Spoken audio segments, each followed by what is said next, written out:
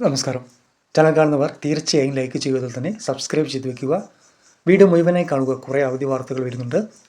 ആദ്യം April 9 negotiation act പ്രകാരം കേരളത്തിലെ വിദ്യാഭ്യാസ സ്ഥാപനങ്ങൾക്കും സർക്കാർ ഓഫീസുകൾക്കും അവധി പ്രഖ്യാപിച്ചിട്ടുണ്ട്. തെരഞ്ഞെടുപ്പ് പ്രമാണിച്ചാണ് അവധി പ്രഖ്യാപിച്ചിട്ടുള്ളത്. പ്രൈവറ്റ് മേഖലയിൽ അവധി പ്രഖ്യാപനം വന്നിട്ടില്ല.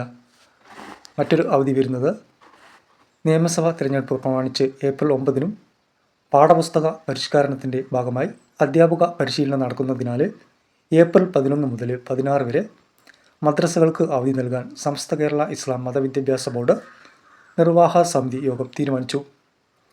യോഗം പുതുതായി 7 മദ്രസകൾക്ക് കൂടി അംഗീകാരം നൽകി.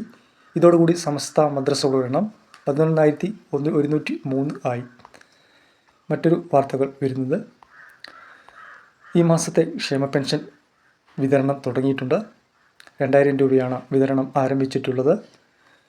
മറ്റൊരു പ്രഖ്യാപനം ഉണ്ടായിരിക്കുന്നത് ഏപ്രിൽ മാസത്തെ ക്ഷേമ പെൻഷൻ ഈ മാസം 31 മുതൽ വിതരണം ചെയ്യും എന്നുള്ളതായിരുന്നു. ഏപ്രിൽ മാസത്തെ ക്ഷേമ പെൻഷൻ ഈ മാസം 31-ാം തീയതി മുതൽ വിതരണം ചെയ്യും. ഈ മാസത്തെ ക്ഷേമ പെൻഷൻ വിതരണം തുടങ്ങിയിട്ടുണ്ട്. മൊത്തം 4000 രൂപയാണ് ക്ഷേമ പെൻഷനായി എല്ലാവർക്കും തന്നെ ലഭിക്കുന്നത്. അപ്പോൾ ചാനൽ ഇഷ്ടപ്പെട്ടാൽ സബ്സ്ക്രൈബ് ചെയ്ത് വയ്ക്കുക, അതുപോലെ തന്നെ ലൈക്ക് ചെയ്ത് വയ്ക്കുക.